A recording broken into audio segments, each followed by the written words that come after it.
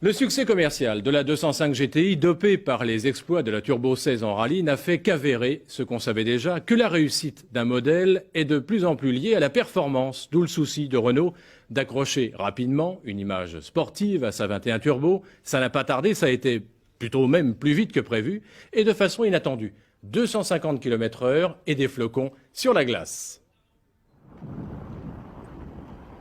La meilleure façon de battre un record, c'est encore de le créer. Pour coiffer sur le poteau toutes les concurrentes de la R21 Turbo, c'est donc ce qu'ont fait au début de ce mois en Suède Renault, Michelin et Jean-Pierre Malcher en lançant un nouveau défi, établir et homologuer le record du monde de vitesse sur glace.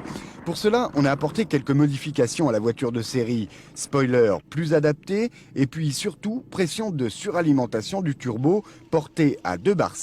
La puissance est ainsi passée à 250 chevaux à 5500 tours minute. La boîte de vitesse avait dû être bien sûr adaptée à ces nouvelles caractéristiques. Le résultat a tout de même été concluant, 250,610 km/h. Essayer de rouler à 250 km/h sur un lac gelé sans pneus cloutés, je trouve que c'était un beau challenge technique et un peu sportif aussi parce qu'on plonge dans l'inconnu en se lançant sur une surface qui ressemble à une patinoire à cette vitesse-là.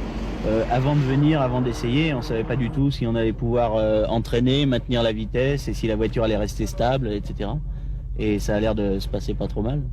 Il faut retenir que cette vitesse a été obtenue avec des pneus cloutés et que les pneus contact n'ont permis, eux, que 4 km/h de moins, soit 246 km/h. Enfin, un mois de travail à moins 20 degrés aura été nécessaire pour préparer la piste de 10 km de long sur le lac suédois. Cela, bien sûr, pour permettre à la R21 de mieux prendre son élan.